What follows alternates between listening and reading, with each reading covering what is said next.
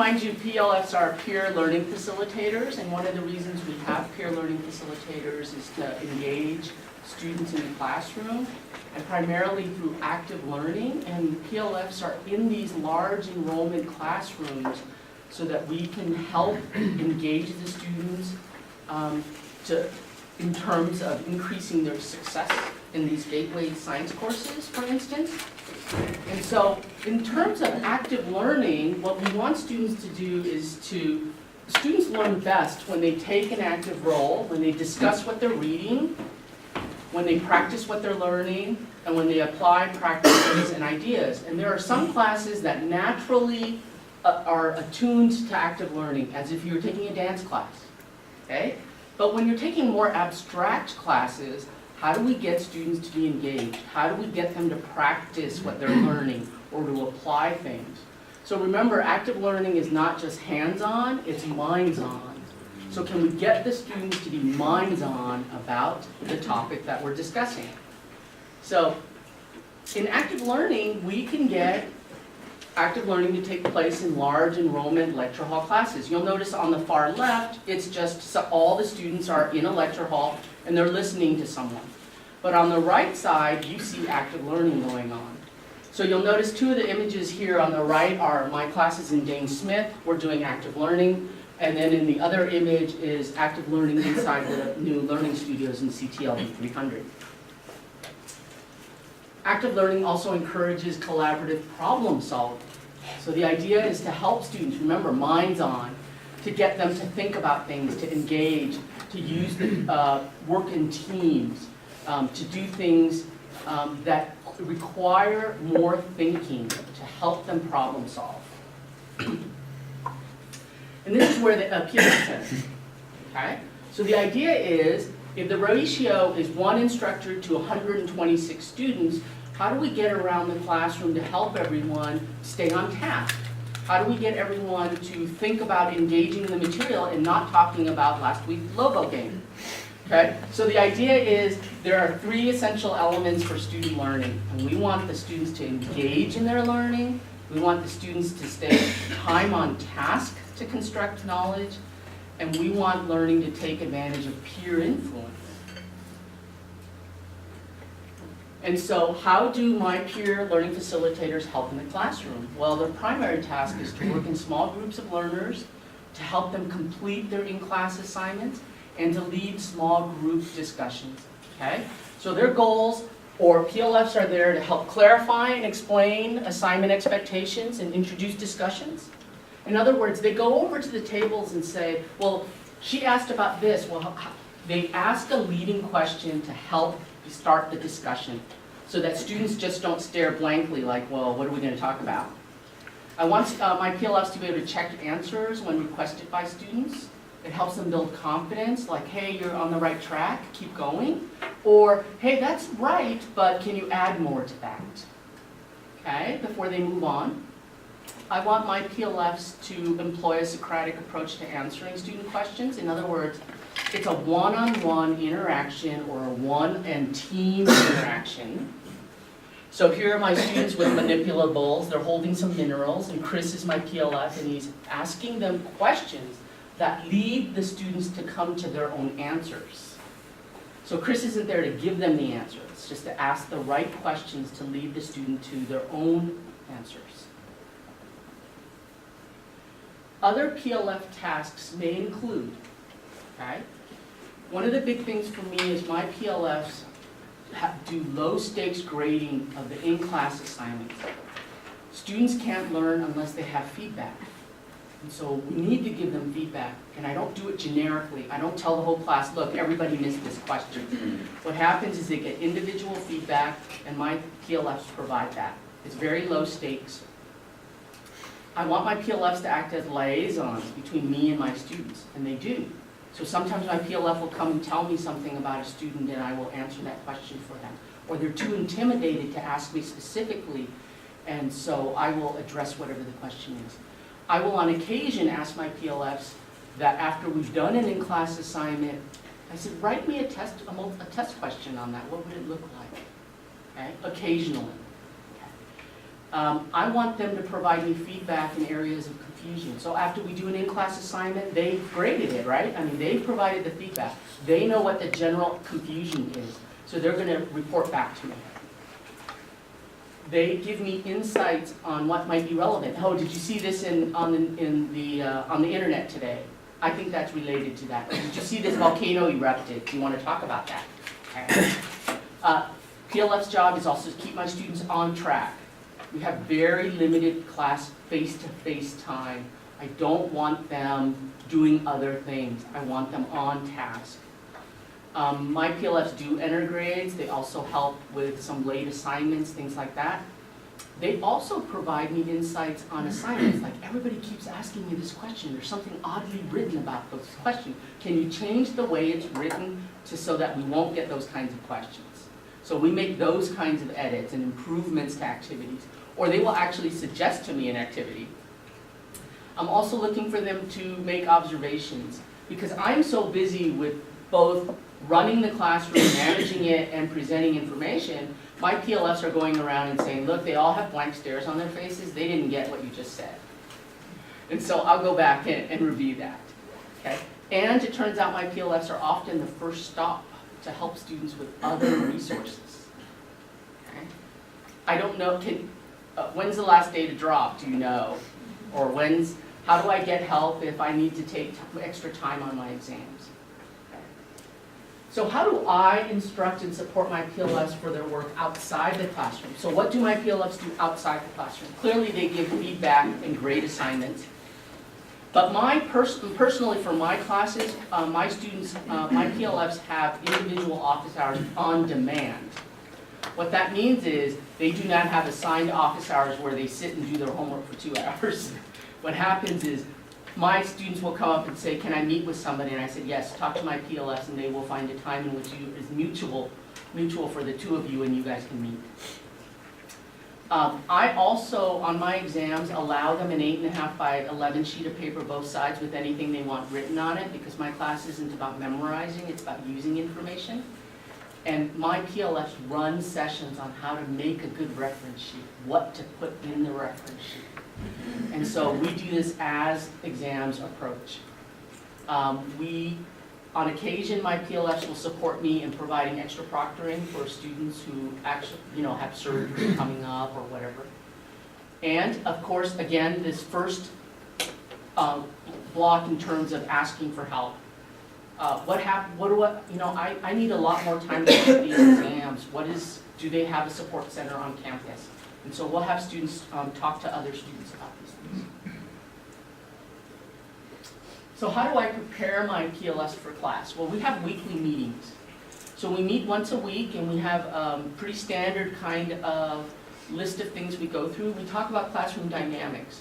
What about that student who keeps complaining? Or what about that student who somehow speaks offensively? How do we handle it without being rude?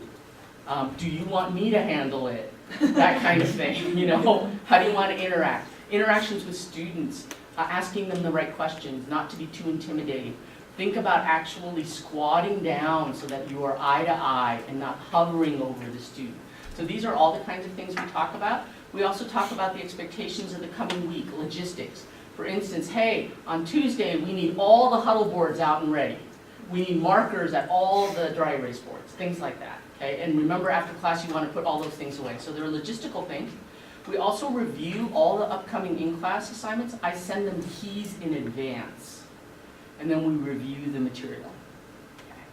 Okay. We also follow up on any graded assignments if they want to give me feedback, or hey, you got to keep time on task. You can't wait till the last minute to grade their assignments. They need to review them, things like that. They also help me with manipulables and things like that. So for instance, on the Tuesday after spring break, every table is going to have these little 3D boxes of structures, and they are actually helping me make them. And so they've been sent home to make these so that we can use them in the classroom, because I know that they will be helpful. And so these are some of the things that my PLFs do for me. I have previously talked to lots of PLFs, and this is actually a combined effort from some folks from biology who had PLFs in the past and myself. And these are some of the things that PLFs have actually said about what they like about being a PLF. It actually helps them develop their communication skills. It builds confidence in their ability to speak with others and to interact with their fellow peers, as well as instructors. It helps them think about how to lead a discussion or how to ask questions that lead to answers. It helps them understand people with different points of views and cultural traditions. It helps them think more critically about the kinds of questions they might want to ask. Many of my PLFs want to be teachers, and so they mimic me, and they think about how students are learning. And so they want to think about how they would do that if they were teaching this class. They actually give me suggestions and said, well, if I was teaching this class, I think I would do it this way. And we would talk about those kinds of things.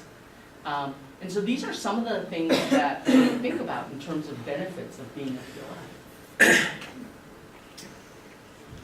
Okay, and of course, the ultimate goal is to improve student success, right? We want PLFs to enable us as instructors to use active learning techniques that would be otherwise pretty challenging on a ratio of 1 to 126, for instance. They help keep students on task and facilitate learning on a one-on-one level. And in conjunction, the idea is to improve student attendance, student participation. So I typically have around 85–90% attendance in my classes. Okay? It changes student attitudes when they get to work with each other. They actually get to talk in class. That seems like a novelty in a lecture hall, you know, where you're supposed to be quiet. Where here they get to talk to each other and learn from each other. And the goal, of course, is increased learning gains. And of course, I want to end with a shout out to my actual PLFs and SI leader. So here's Ray and Kaylin. This is Nick, Amanda, Chris, and this is my SI leader, Tara. So thank you very much.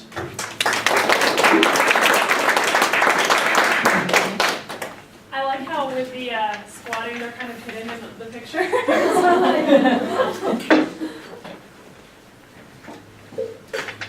So it's awesome going after Aurora because she's done a lot of the introduction that I needed to, that I wanted to talk about. So, but we sort of anticipated this was going to happen.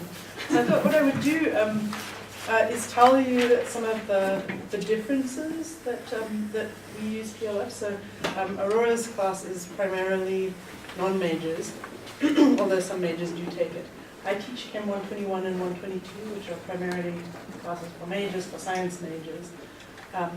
But there's a lot of overlap in terms of what we do. So kind of, I think about my class as having 3 different spaces, sort of pre-class, in class, and after class. And I use PLFs in all 3 of those spaces to basically sort of help facilitate the learning.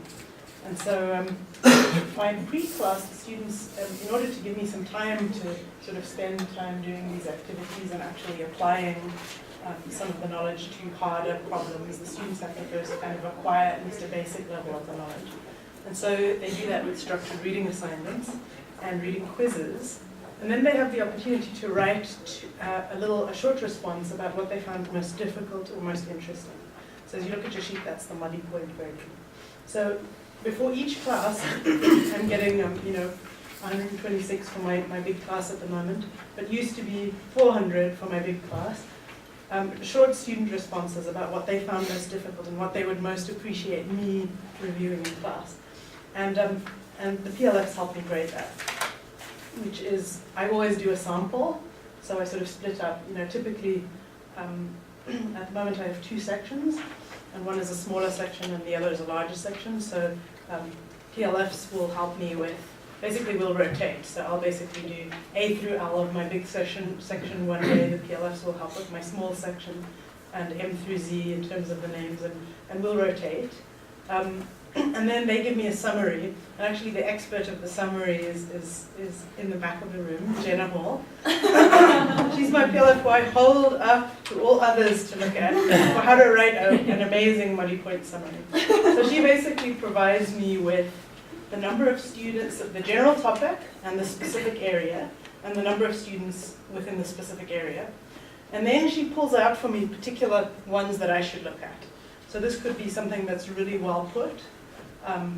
A student that's asking an interesting question that she may not know the answer to, or irrelevant that that she thinks might warrant my interest, or sometimes, and this occasionally happens, a more disturbing one. So something that's that's sometimes a difficult response, that a student is obviously having trouble and is responding in an angry way, or something that that basically they do not need to deal with. I need to see that. She tells me which student sort of puts the names by that, and I have that summary for me the morning before class. So I can then look through those summaries, and I can decide then how I want to spend the short bit of time that I do spend up front talking to the students. And I try to focus on what their majority concerns. So that's one really big thing for me, and especially with the classes of 400, there's no way I was going to be able to do that. That's still the bit of all of the teaching pieces that I use that I would last give up. It's so helpful to get the students' perspective on what they understand and what they don't understand. The sort of side benefit as well is that you realize how engaged they are. Sometimes when all you're seeing is disappointing exam grades, you're convinced that nobody wants to be there. But when you're looking at their reading responses on this daily basis, you can see that they're asking great questions, they're engaging with the material. They want to be understanding this, and they're looking for your help.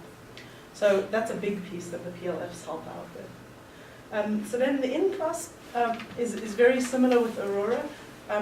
Depending on the classroom environment, some of my classes I assign groups. And so if I have assigned groups, like I do, I teach in the Big Learning Studio, which basically has these round tables, and it's an easy environment to assign groups for the students to work in. I assign PLFs to particular tables. So for a whole, at least half a semester, one PLF will work with sort of a group of about 27 students. And they'll be primarily the person. I float all over the class, but their PLF works with them while they're doing the assignment. And so they come to know the PLF relatively well. And that's what I'm hoping as well, like one of the pieces there is that they can then really start to develop the relationships. PLFs are giving them back the work. Again, like Aurora, the PLFs help me with the low stakes grading and give the PLFs the rubric. They're giving back the work to the students. They're getting connected with the students. They're knowing the students' names. They get even to the point of knowing, okay, so I need to spend more time with this group, or I need to check on this group after 5 minutes to make sure they've gone along because they have a tendency to roadblock. So they get to know the students better than I can because they have a smaller group. And I think being closer to the students in terms of sort of age and stage, they are also better connect with the students sometimes.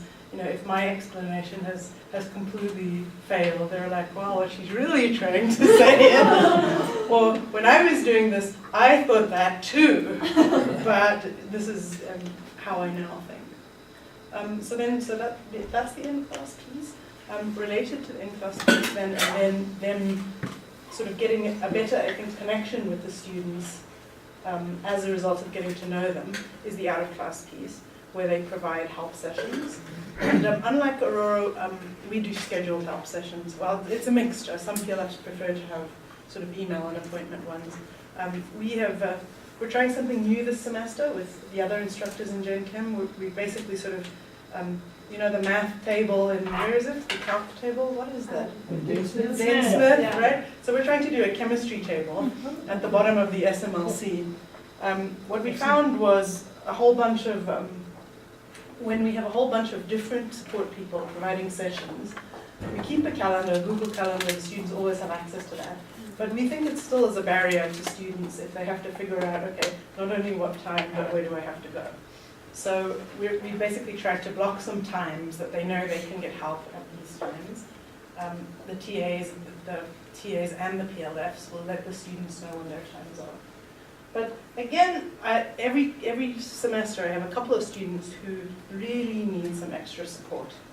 They're not at the level of the class, and they're not at the level where they can understand a lot yet, even in the general help sessions. So they need sort of some more specific one-on-one support. And for various reasons this comes up.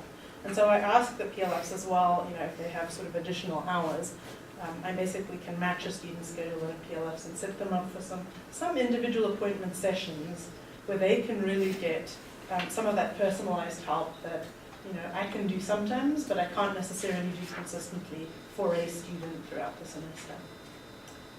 Just trying to see if there's anything else I have not covered. I think, for me, one of the important pieces to communicate to the PLFs and to communicate to the student is that these are peer learning facilitators. I'm very lucky. I have a really experienced set who've done this with me, a lot of times. But after having done the class once and got even an A in it, to come back into general chemistry and face any question that a student could ask you is tough. And so I try to communicate, first of all, to the students that they cannot expect, the peer learning facilitators are not experts. Okay, they're learning facilitators. And I likewise communicate to the PLFs that it's okay not to know the answer, right? So you'll be as prepared as you can with our weekly meetings, but if you do not know something, and you will not know something for sure, right? They're going to lob you a curveball question, as they still sometimes lob me, right? Then you have to be able to deal with that by saying, really good question, I'll get back to you, and then following through, rather than trying to sort of make something up along the way. And I think it's really, the first couple of semesters I did use PLFs, I don't think I communicated well enough to students that these were not experts. And not necessarily graduate TAs either, that they don't necessarily have that level of expertise in the class, but they will help you. And they can help you get connected with the resources if they don't know. So I'm trying to think if there's anything else that I should mention. They're a complete pleasure to work with. They're such fun.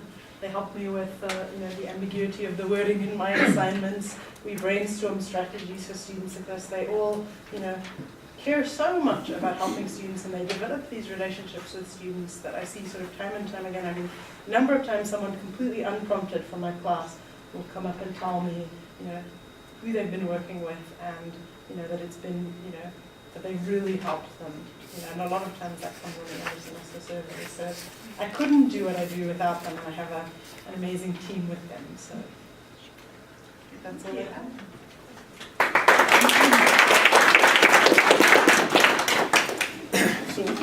So like a lot's been touched on what the PLFs do. So I thought maybe I would describe just a typical class period that we would have using the PLFs. So I teach Math 121 college algebra, which causes tons of freshmen lots of pain and suffering, and they come into the class usually feeling very anxious and feeling very upset. So I mean, one of the great things about having PLFs is it really creates a vibe from the very beginning that, like, we're here to help you, we're here to support you, we wish you well, we're not trying to weed you out, we really want you to do well in this class. And I think they keep just being reminded of that throughout the semester helps them know that we want them to be successful. That's one of the great things about just starting off the class with PLFs. So basically, so this semester especially, one of my PLFs, Jake, loves to warm up the class. And so he'll get there about like 5 or 10 minutes early, and he'll start telling jokes and start talking about different math things and getting people engaged and getting them laughing. And by the time we start class, he starts asking them, what kind of stuff are you guys having difficulty with? And they're a lot more open to tell him what they're really struggling with before I come into class. And so by the time I come in, they've already discussed some of the things they're having difficulties with. And then we'll talk after class and see what they had brought up, what they're struggling with. So after the warm-up session by the PLFs, I'll teach typically about 25 to 30 minutes of just the stand-up lecture, and then we'll get into groups. Sometimes they'll work on their own, but we'll have like some assignments that we've written that we have them work on. And so at that point, after I'm done with the lecture, we'll just walk around and help the different groups kind of float around, see what people are doing, and really helps keep them engaged. The PLFs are always extremely prepared. I mean, they've done this a lot, but they really know what they're doing in the course, and they're not afraid to ask if they're unsure. But and that's basically the class period. The first part's lecture, and then when we teach, we do the active learning for the rest of the course. The outside of class. So right now they have set office hours throughout the week, but they're able to meet with students whenever students have have problems. I mean, they give them their cell phone numbers, and they need a flying star on the weekends sometime. I mean, they're really, really dedicated to these students, and after the exam, they'll send me email, what's the average, how they do. They're so concerned about just how the students are doing. They take it, it's awesome. So, yeah, we had a really good test average the last class in the PLFs. They were just so excited to get the news, and we're just really proud of the students. Yeah, they bend over backwards to work with the students outside of class, and I tell the students, like, you've got your own private tutor basically for this class. If you're stuck on something, you can go straight and ask this person to make an appointment and get help, and it's really helped a lot of students. I think that maybe feel too shy to come to office hours at first to see the instructor. They feel way more comfortable coming in and seeing a fellow student getting help. Yeah, we meet sometimes just informally. Sometimes we have a formal meeting. Depends on the material, and if the PLS feel like very comfortable with the material, we don't really have to discuss the content, but more about how students are doing, which students do you think need some more help, or do you think that lecture went really bad? Like, oh yeah, it went really bad. You should try another approach the next time you teach that topic. That's the way that I use PLFs. They're great.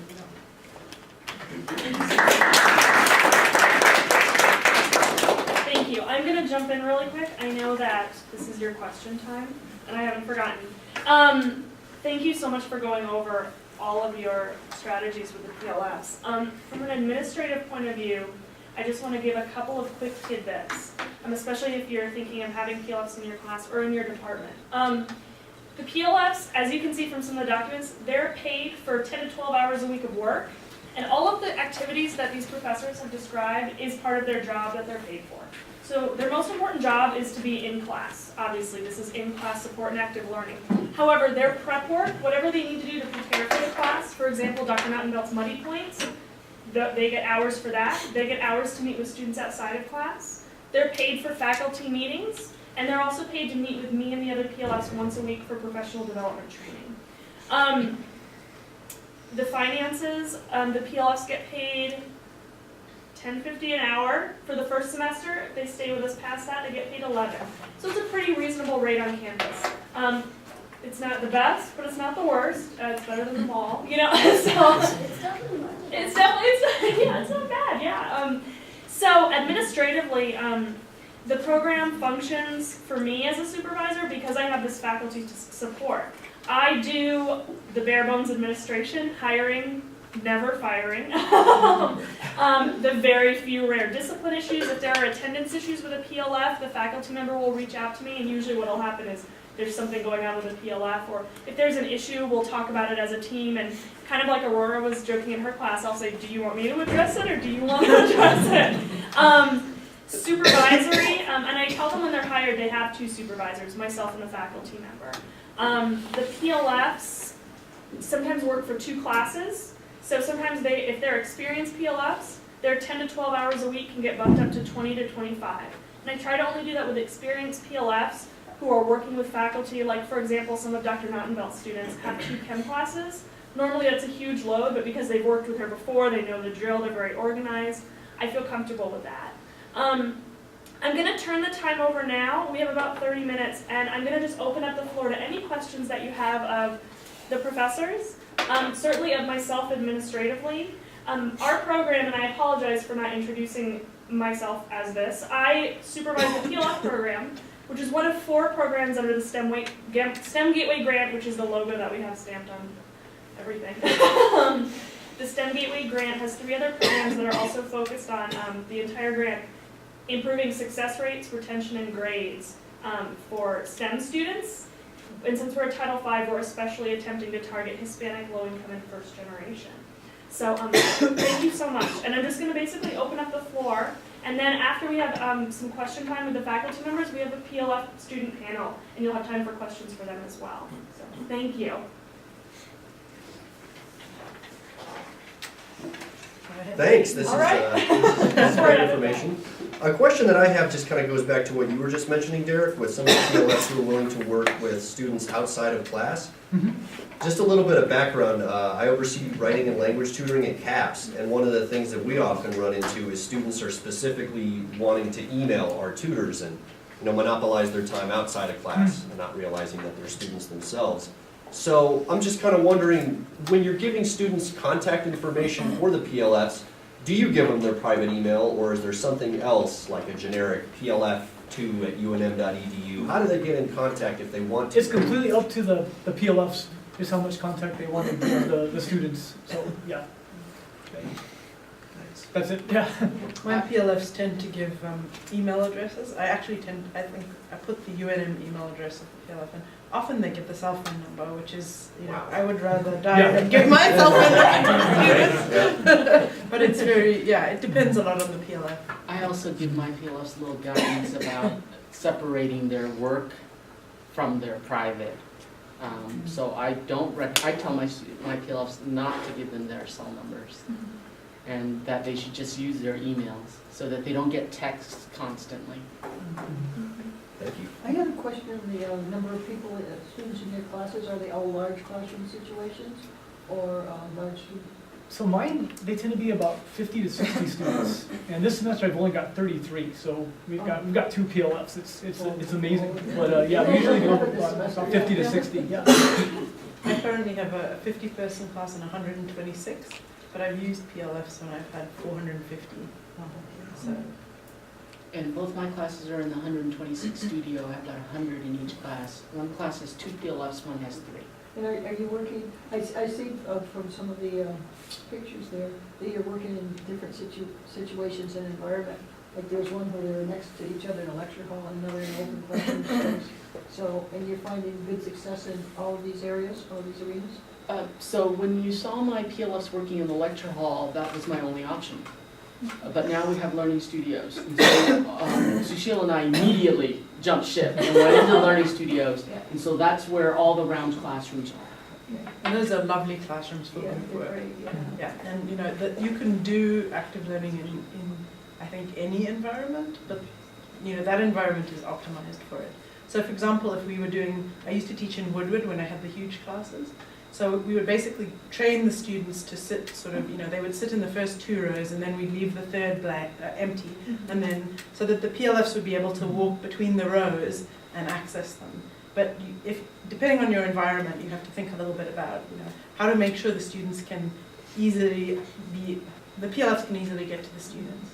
So you just work around the physical Yes. constraints. Okay. Yeah, Kelly. So how many, I might have missed this and I apologize, but how many PLFs for like a certain number of students do you usually have? The rule of thumb that we have, so I have 2 quick answers to that question. I have one exception this semester, and it's an unusual circumstance. I prefer that PLFs do not work alone. So even for a 30-person classroom, I have them in pairs. After that, the rule of thumb is usually 1 more PLF for every 50 students. And that really ebbs and flows. And frankly, and again, it's the luxury of what my budget looks like. And if there's an exceptional situation with different needs, I might add another PLF, that kind of thing. That's usually the rule of thumb, is we start with 2 baseline, and then after that goes to 3, 4, and I think Dr. Knottenbelt, you have 5 or 6? So I think I have. See, I have. And I also have SI and I have TA, like from the chemistry department. I have 2 classes. Yeah, and that's I think I have 4 PLFs, right? Was it 5? Jenna, Mike. Yeah, it says you've got 5, and then so there's also this team. So 5 is usually the max because it's a huge class. Yes. Megan. I was wondering, I wrote it down. Oh, Sushilla, how big are how do you assign the groups? When you go through and assign them, how do you do that? Just a random? So I have 2 methods. My small class is my Part B AMD section. Basically with my small class I sort of have I know the students a lot better, so I have some background information coming in. My big class I don't have that information. So in my small class I actually give them a diagnostic test, and then the diagnostic test is one of the tools I use to make the groups. But my big class I basically I consider that I want in my groups a diversity of skills that will help them in the class. And for me, the two most important things are chemistry background and math background. And so what I ask the students to do is rank their confidence in math and chemistry. I'm going to do a little learn survey. And then based on the confidence in math and chemistry, I build groups that, you know, basically try to spread out, you know, like there's somebody who feels like math is their strength, there's someone who has a strong chemistry background, that we can put these people together to develop a good team. So there are lots of different ways of doing it, but think about how to get a diversity of the skills that are important in your class. So, and I think Aurora has some Right, different... so Kelly, I do mine very differently because most of my students are non-majors, so they're in there to check off their core requirement. They don't want to be geologists. And so I do a survey at the beginning as well, and one of the questions I use to select teams is, when you work in small groups, do you like being the leader and in control? Because I don't want two of those people in the same group. So right off the bat, one of those for every team until I run out of those who describe themselves as strongly agree that they're team leaders. Or at least you want one in every Right. group. It'll never do And then I use secondary criteria, one science major per team. I use gender as best I can. Okay, I don't ask them their gender, I guess at their names. And so then I majors, right, for the science majors, non-majors. And if I have class data, freshman, sophomore, junior, senior, I try not to lump 3 freshmen together or something like that. So I use a variation, but the dominant one is, do I like to lead in a team? If that very much doesn't describe them, I also don't put 3 of those together either. So.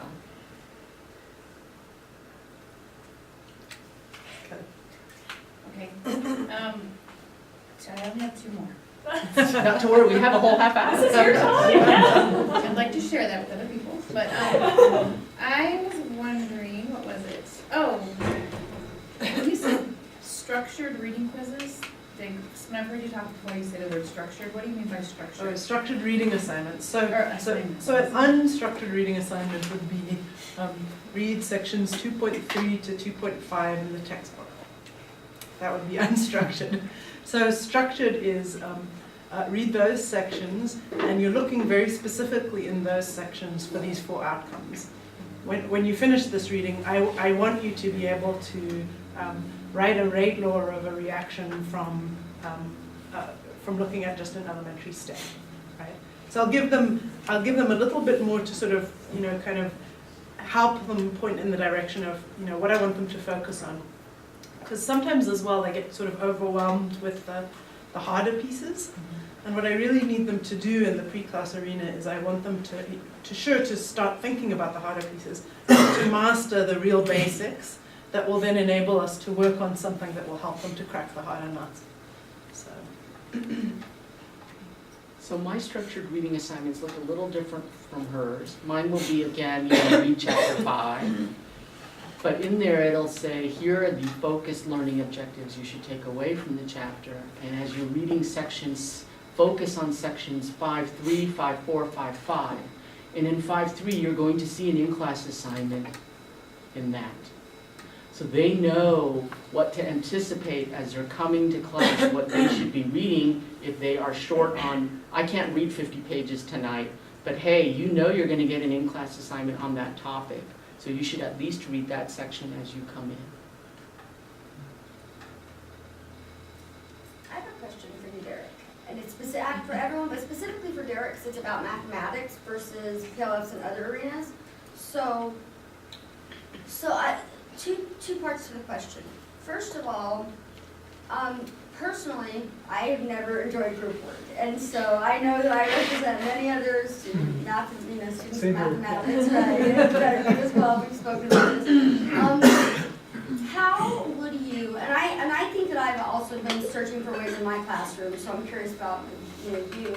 How would you consider doing interactive work for a group of students, your whole class, that really wasn't that interested in getting into group work, meaning, so some days maybe you'll do group work. Let's say there are times that you want to use the PLFs and not do group work. Do you think that's feasible? Do you think that's something that can be done successfully?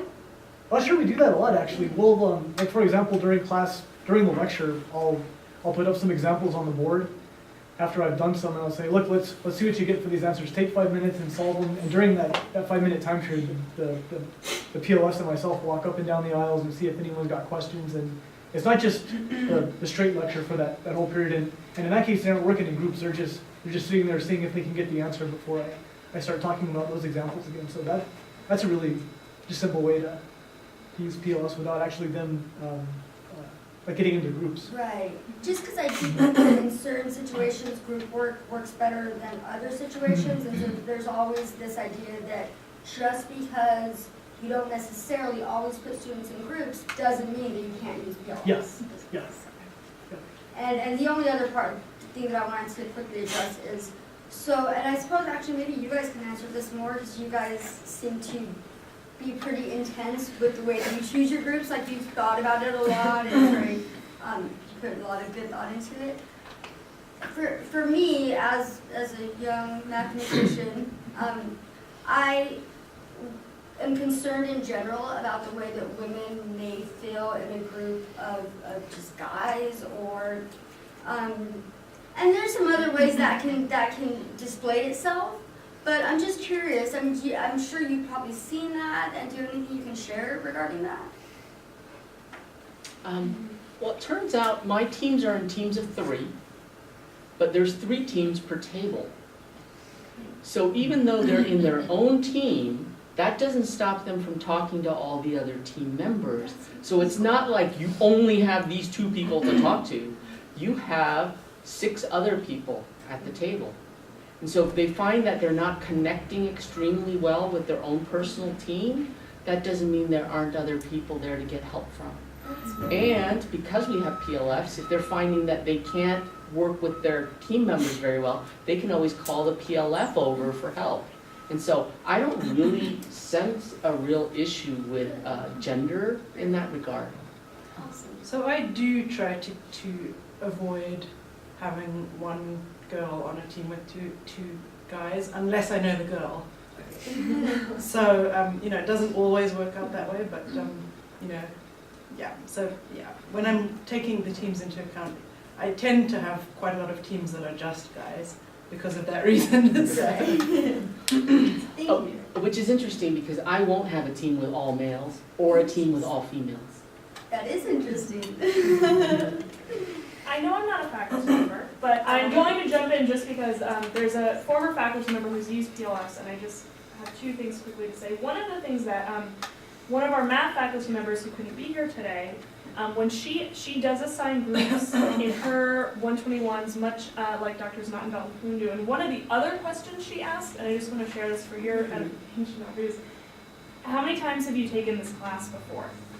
So for 121, and I know this is true in chem, but especially for college algebra, when you have really small classes and small groups, the people that are on their 2nd and 3rd time, which is a reality, they tend to be very discouraged. They're walking in already frustrated. And so she really wants to gauge, and for similar reasons, she doesn't want those 3 sitting next to each other because they can really, and so she also checks in about, is this your 2nd or 3rd time taking this class? And when she assigns groups, that's when she asks, because she doesn't want, and she also wants to give that student special attention, but she's found that those students can feel very discouraged, understandably so, but also she wants to make sure that they're focusing on this time in class. And that's Carmen Sorge, that's one of the questions she asks. Yeah, so That's really helpful. yeah, and for her, she wants that information, Yeah, right? Yeah, just like the leader question. I'm wondering if you could elaborate a little bit more on what you guys are doing when your PLFs are working with students. So for example, in my class, if you were to walk in and we're working on an in-class exercise, the only way you'd be able to tell who the instructor is because I go back to the podium and talk. But otherwise, I am doing exactly the same thing as my PLF. So I'm wondering if you could each maybe say a little bit about what you're doing.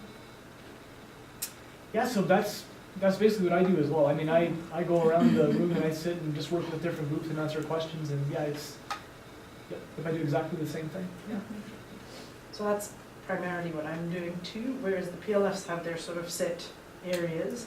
I cover for any PLFs who are away or sick, but I also kind of go around and get, the general feeling of the room.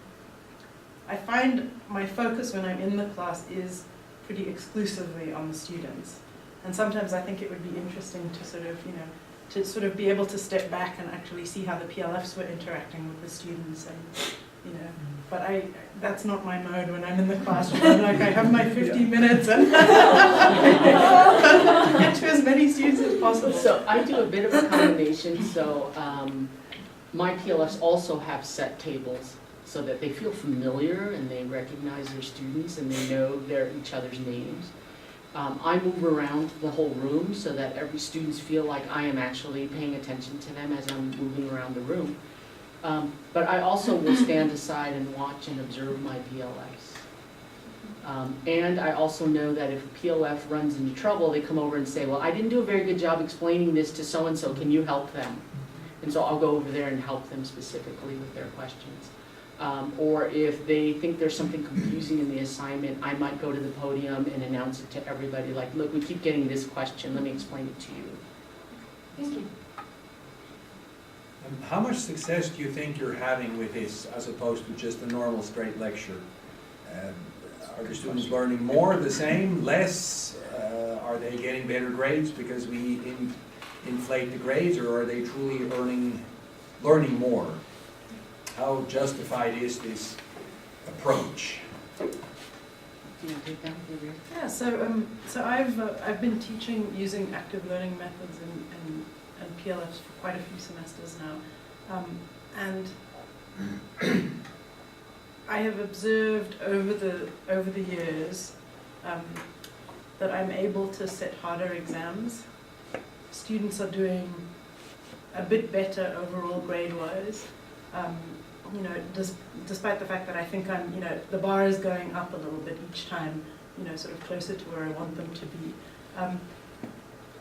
We have some data, it gets difficult because in a way, what's your baseline, right? So, each class is different, but particularly this last year the last semester that I taught in the studio classroom with the setup that I've kind of described, I've seen differences compared with previous semesters. I basically, taught using active learning and PLF for a long time now, for several semesters, and have had sort of kind of a constant, I basically lose about 25% of them at the end. This first time in the studio classroom, with the PLFs, and I think in an environment that's optimized for the PLFs, I got down to 18%. Without, if anything, making those exams harder. End of class final that was not set by me, a common final sort of, from the department. I think I see learning gains. I think those are related to students being, basically being more engaged with the material, coming to class more, starting to come to class for the other people in their group, so that they don't let them down, and not necessarily for me or for their own learning. So, I think there's a complicated set of factors that I believe leads to increased student learning. I collected a little bit of attitudinal data about my students, about whether they like working in teams, and we also, Sushilla and I also, and Derek I'm sure, have had data from STEM Gateway regarding the use of the room in terms of the learning studio and the technology. From the attitudinal data I collected for my classes specifically, I asked them if they liked and enjoyed work, what were the advantages and benefits of working in teams, and then what they perceived as limitations about working in teams. Because one of the biggest hang-ups about learning studios is this group work problem. Nobody seems to like it. By the way, around 45 to 50% of my students says there were no limitations about working in groups. They loved it. And I think the difference is, for my class, it was not about doing a long 16-week term project with the same 3 people. Which required significant out-of-class collaboration. Time. Mine was about, let's just talk to each other for 10 minutes or 15 minutes at a time, 2 times each class period. And so, but yes, there were these things like, I'm really disappointed when my teammate doesn't come to class. So very much this dependency feeling, they become friends. By the way, they have built-in study groups. Your teammates become your study buddies if they're available outside of class. And so it becomes a really good kind of social learning environment, because I think a lot of students, we perceive our students to have lots of friends and everything, but when they're going from class to class and sitting in different places, they really don't have that many friends or people they feel like they want to study with. But having this kind of learning studio engagement environment allows them to have a built-in study group. And likewise, even if not in the studio classroom, they, I think the PLFs sort of help build, that they have a resource, that increasing the sort of the accessibility to resources, and I think it increases it not just by having more bodies, but that sometimes they do feel more comfortable going to somebody and saying, I have no idea what on earth she was talking about for that last hour, help. So, I think that's an additional point. Yeah, and also the stats from the last 4 semesters for the 121 pass rates, and that includes like the, if somebody withdraws, that counts as not passing, the course. But the numbers, this past semester, the math department average was just below 70%.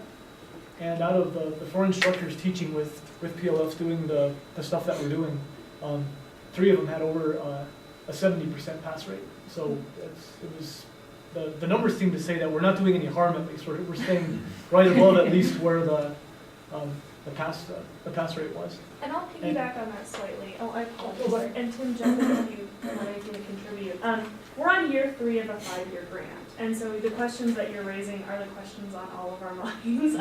As a supervisor, of course, I love working with the PLFs. I love this program. That's easy for me to say, but are they actually helping? One of the things that we look at, we do attitudinal surveys of the students in the class that basically say, how important was it that you had a PLF available in this class?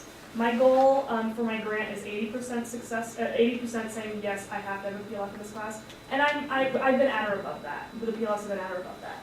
We also look at grades of C or better compared to non-active learning classrooms, and we are showing that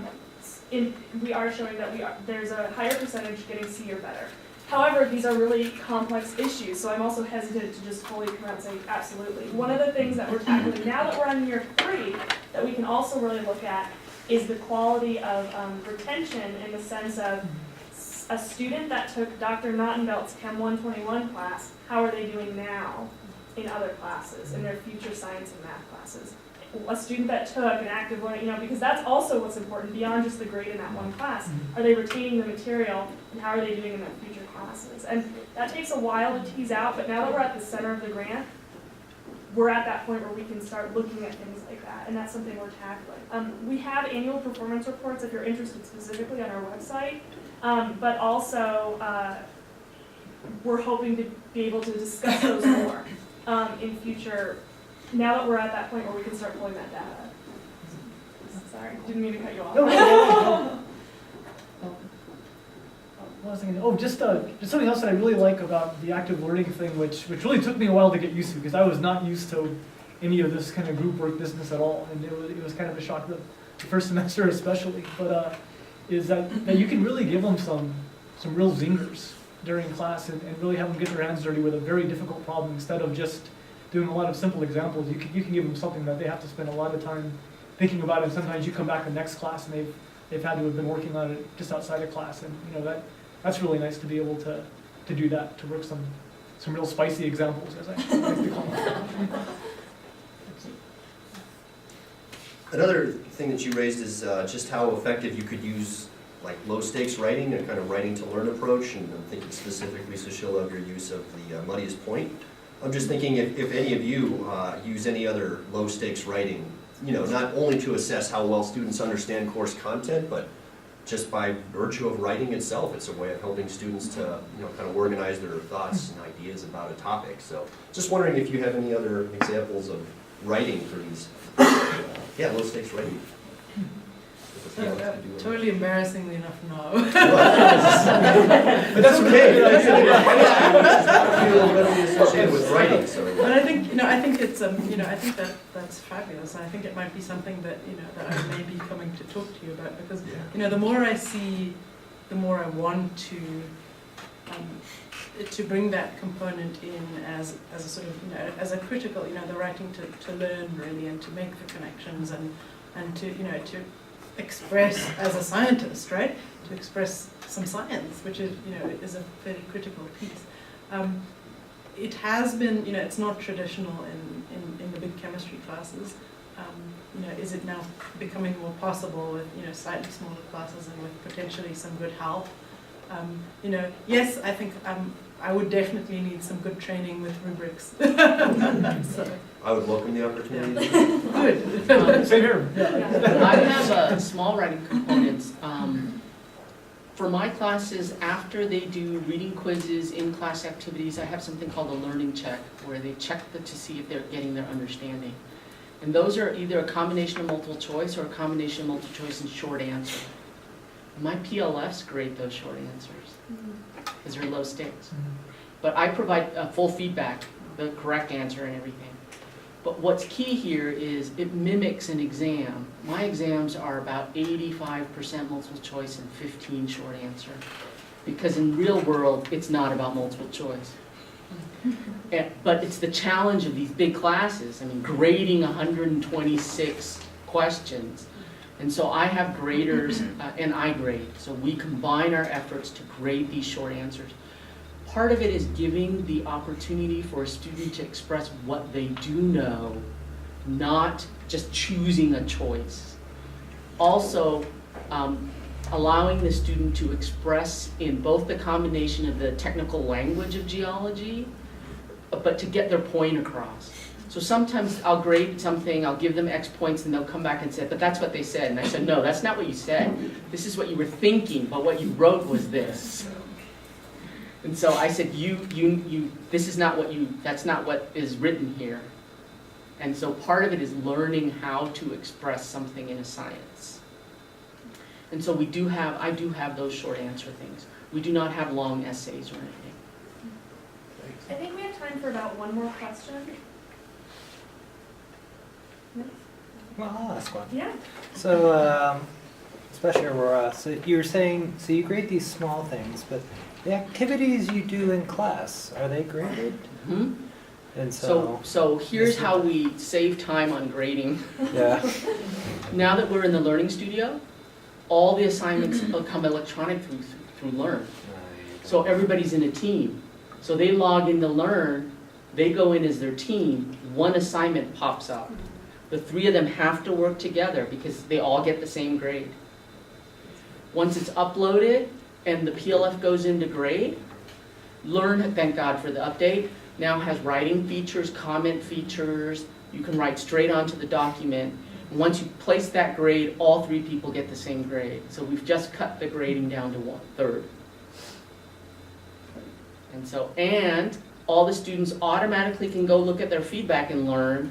You don't have to hand out hard copies, like please pick up your assignments, floating papers everywhere. And you're saving on paper. And so that's how we do it. We're still stuck with the paper assignments. Partly because of the nature of chemistry.